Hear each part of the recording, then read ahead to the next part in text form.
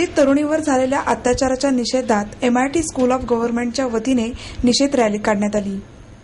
MIT महाविद्यालयाच्या मुख्यद्वारापासून या निषेध रॅलीला सुरुवात झाली। यामध्ये 300 ते 400 विद्यार्थी-विद्यार्थिनी सहभागी झाले होते। यावेळी दिल्लीतील घटनेचा जोरदार घोषणाबाजी करत निषेध व्यक्त करण्यात आला।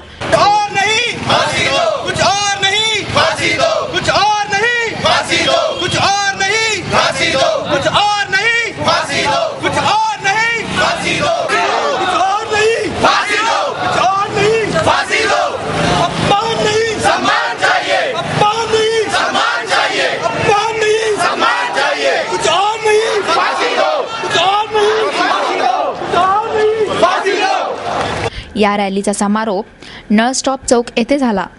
इथे सामाजिक कार्यकर्ते ॲडव्होकेट असीम सरोदे यांनी विद्यार्थ्यांना मार्गदर्शन केले। या घटनेतील आरोपींना केवळ फाशी न देता त्यांना जनावरापेक्षा वाईट वागणूक द्यावी अशी मागणी विद्यार्थ्यांनी केली। यांना फाशीपेक्षा जास्त मोठी शिक्षा व्हायला पाहिजे, कारण की फाशीने एकदा लटकवून मोकळे होतील, पण जो अत्याचार त्यांनी केला, जो मानसिक त्रास त्यांच्यामुळे होतो, तो असा एका फाशीने संपणार नाहीये।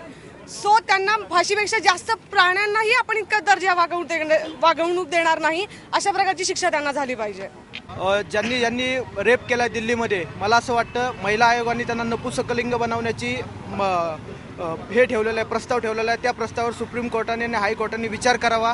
आणि दुसरी गोष्ट म्हणजे गुजरातमध्ये जसं 108 दाबल्यावर एक गाडी तुमच्यापर्यंत ॲम्ब्युलन्स येते, तशी प्रत्येक चौकात पोलिसांची व्हॅन उभी करा आणि त्यांना 105 किंवा 110 असा काहीतरी नंबर द्या। तो नंबर दाबल्यावर 5 मिनिटाच्या आत पोलीस त्या मुलीपाशी, त्या महिलेपाशी जो छेडछाड करत असेल त्यापर्यंत पोहोचेल, अशी आमची सर्वांची मागणी आहे। हे काय नवीन नाही आहे। बऱ्याच आपण काही मागचे सुद्धा केसेस घेतले तर बऱ्याच वेळा असं काही झालेलं आहे।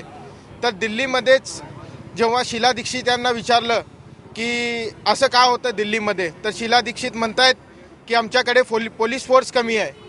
अरे शीला दीक्षित, तुझ्याकडे पोलीस फोर्स कमी आहे तर तुझ्या मागे कशाला एवढा पोलीस फोर्स घेऊन फिरते? लाव ना त्यांना काही मुलींची रक्षा करण्यासाठी, लाव त्यांना कामावर। एवढे पोलीस कशाला पाहिजे तुला?